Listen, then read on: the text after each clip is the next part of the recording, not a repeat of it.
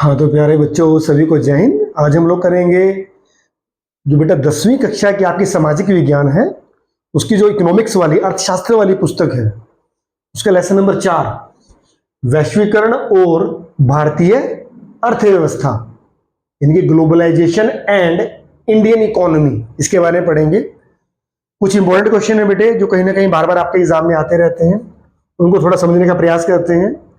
पहला प्रश्न क्या है बेटे, वैश्वीकरण से क्या अभिप्राय है?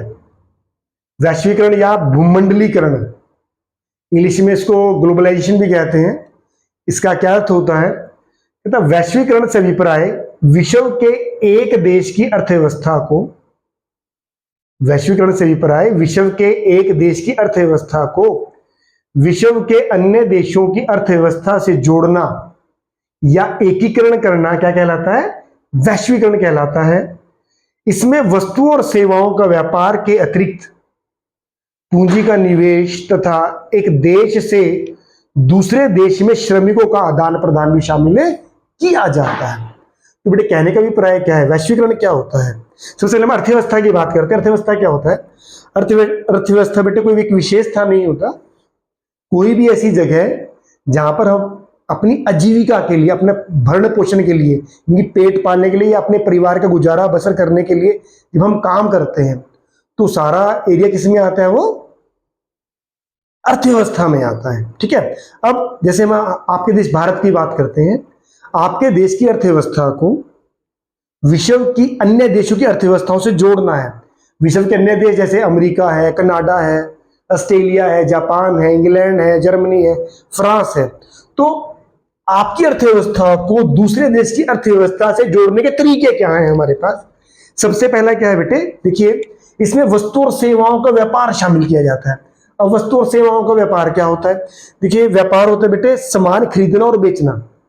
जैसे कि आप लोग जानते हैं बाहर के जो विदेशी देश है, बाहर के देश हैं, ठीक है, उनमें हम बहुत सारी वस्तुएं बेचते भी हैं, बहुत सारी वस्तुओं हम लोग निर्यात करते हैं, बेचते हैं, फिर हमारे पास पैसे आते हैं, विदेशी मुद्रा आती है। इसी प्रकार बेटा बाहर से हम बहुत सारी वस्तुएं मंगवाते भी हैं, उसको बोलते हैं आयात करना। फिर हमें उसको जो हमने सामान बाहर से मंगवाते हैं उसके बदले हमें पैसे देने पड़ते हैं। ठीक है, सामान मंगवाएंगे तो पैसे देने पड़ते हैं, जिसको हम आयात कहते हैं। जो बाहर सामान हम बेचते हैं उसको निर्यात कहते हैं। फिर विदेशी मुद्रा पैसे हमारे देश में आते हैं। अब इसमें सेवाएं क्या होती हैं? सेवाएं जैसे हम लोग टीचर्स की सेवाएं दे दें, बाहर डॉक्टर्स की दे देते हैं, लॉयर की सर्विसेज प्रोवाइड कर देते हैं। ठीक है, इसके अलावा जैसे बाहर की जो विदेशी कंपनियां हैं उनको एंट्रीज करवानी होती है कंप्यूटर्स में अपनी फर्म्स की, वो इंडिया में काम दे देते हैं, इनको सर्विसेज बोलते हैं, सेवाएं। ऐसे ही विदेशी लोग हमारे यहाँ से काम करवाते हैं और हम लोग बाहर से काम करवाते हैं, उनको सर्विसेज बोलते हैं। ठीक है, तो वैश्वीकरण में क्या क्या शामिल किया जाता है? वस्तु और सेवाओं का व्यापार शामिल करेंगे। इसके अलावा पूंजी का निवेश। पूंजी का निवेश क्या होता है? देखिए बाहर की कंपनियां आपके देश में व्यापार करने आती हैं, पैसा लेकर आती हैं, इसको बोलते हैं पूंजी का निवेश करना।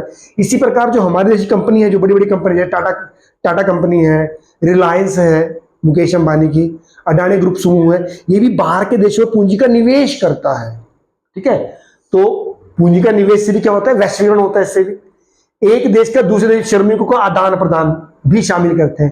कहने का अभिप्राय क्या है कि बाहर के देशों में हमारे बहुत सारे लोग काम करने जाते हैं, इसी प्रकार विदेशों से हमारे देश में भी लोग काम करने के लिए आते हैं। ठीक है मेरे बच्चे, तो उम्मीद आपको समझ में आया होगा क्या होता है वैश्वीकरण से अभिप्राय। विश्व के एक देश की अर्थव्यवस्था को विश्व के अन्य देशों की अर्थव्यवस्थाओं के साथ जोड़ना या एकीकरण करना क्या कहलाता है? वैश्वीकरण कहलाता है। इसमें वस्तु और सेवाओं को व्यापार शामिल करते हैं। ठीक है, इसके अलावा पूंजी का निवेश शामिल किया जाता है और सभी देशों में एक दूसरे देशों में श्रमिकों का जो आदान प्रदान है उसको भी शामिल किया जाता है। किसमें? वैश्वीकरण में। इसके बाद में मेरे बेटे दूसरा प्रश्न क्या है, उदारीकरण से क्या अभिप्राय है? कहता उदारीकरण से अभिप्राय, इंग्लिश बोलते हैं लिबरलाइजेशन।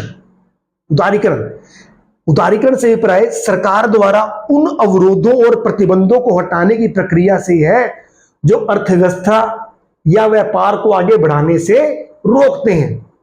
ठीक है, क्या होता है बेटे? देखिए 1991 की बात करते हैं, जो भारतीय अर्थव्यवस्था में बहुत सारे अवरोध थे। अवरोध किस तरह के थे?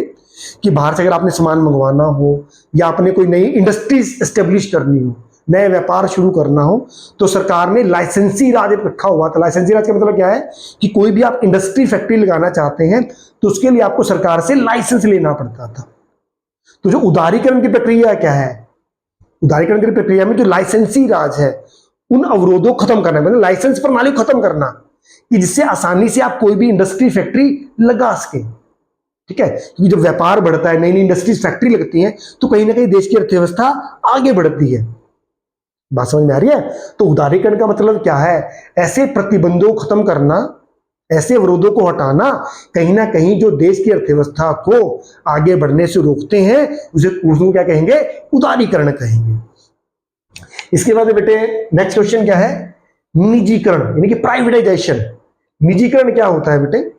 कहता निजीकरण वह प्रक्रिया है, वह प्रोसेस है जिसमें निजी क्षेत्र किसी सरकारी उद्यम होता है बेटे फैक्ट्रियां, कंपनियां, जो सरकारी कंपनियां होती हैं।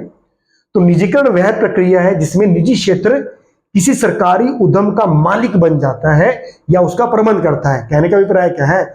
सरकार के अंडर में या सरकार के कंट्रोल में या सरकार के स्वामित्व में जो कंपनियां होती हैं, उन कंपनियों को निजी हाथों में बेच देना या उनका स्वामित्व या प्रबंध उनको सौंप देना क्या कहलाता है? निजीकरण कहलाता है। निजीकरण में सरकार द्वारा अपने स्वामित्व वाले लोगों को निजी क्षेत्र के उद्यमियों या निजी क्षेत्र की कंपनियों को क्या कर दिया जाता है? बेच दिया जाता है। बात समझ में आ रही है बेटे? जो निजीकरण क्या होता है? सरकार के अंडर में जो भी इंडस्ट्रीज है, उद्योग है, उस इंडस्ट्री या उद्योग को निजी हाथों में सौंपना या बेचना या उसका प्रबंध निजी हाथों में दे देना क्या कहलाएगा? निजीकरण कहलाएगा। अभी हाल ही आपने देखा होगा जो इंडियन एयरलाइंस कंपनी थी, भारत सरकार की जो इंडियन एयरलाइंस कंपनी थी, उसको टाटा कंपनी, वो टाटा एयरलाइंस कंपनी बन गई है। यानी कि जो टाटा कंपनी है उसको सरकार ने उसको बेच दिया है। यानी कि अब जो स्वामित्व पहले सरकार के हाथ में था, अब किसके हाथ में आ गया? वो टाटा समूह के हाथ में आ गया है। ठीक है, तो इसको क्या कहेंगे बेटे? निजीकरण कहेंगे या प्राइवेटाइजेशन कहते हैं। ऐसे बेटे नेक्स्ट क्वेश्चन क्या है? नेक्स्ट प्रश्न है बेटे बहुराष्ट्रीय। बहुराष्ट्रीय कंपनी यानी कि एमएनसी, मल्टीनेशनल कंपनीज किसे कहते हैं? देखिए बेटे, जो बहुराष्ट्रीय कंपनी होती है, बहु मतलब एक से ज्यादा। बहुराष्ट्रीय कंपनियां वे कंपनियां होती हैं जिनका व्यापार एक से ज्यादा देशों में होता है। बात समझ में आ रही है? कोई भी ऐसी कंपनी जिसका व्यापार या जिसकी इंडस्ट्री एक से ज्यादा देशों में लगाई होती है, उसे क्या कहेंगे? एमएनसी कहते हैं, बहुराष्ट्रीय कंपनियां कहते हैं। जैसे पेप्सी है, कोका कोला है, ठीक है ना, ये क्या है? विदेशी कंपनियां, उनके देश में व्यापार है इनका, आपके देश में व्यापार है। ऐसे ही मारुति सुजुकी है, जापानी कंपनी है, जापान में भी काम करती है, इंडिया में भी काम करती है और विश्व के अन्य देशों में भी काम करती है। इनको बोलते हैं एमएनसी कंपनी। ऐसी एप्पल है, एप्पल जो एप्पल का मोबाइल बनाती है, अमेरिका कंपनी है, तो विश्व के सभी देशों में अपना मोबाइल बेचती है। बहुत से देशों में उन्होंने अपनी फैक्ट्रीज भी लगा रखी है। ठीक है, तो इनको क्या बोलेंगे? एमएनसी, यानी कि बहुराष्ट्रीय कंपनियां। तो बहुराष्ट्रीय कंपनियां होगी बेटे, बहुराष्ट्रीय कंपनियां वे कंपनियां होती हैं जिनका व्यापार एक से ज्यादा देशों में होता है, उनको क्या कहेंगे? बहुराष्ट्रीय कंपनियां कहते हैं। ठीक है बेटा, तो बेटे छोटे छोटे मैंने 4 क्वेश्चन किए हैं, उम्मीद है आपको बेटे समझ में आ गए होंगे। अगर बेटे समझ में नहीं आए हैं, एक दो बार अगर ध्यान से सुनेंगे आसानी समझ में आ जाएंगे। धन्यवाद।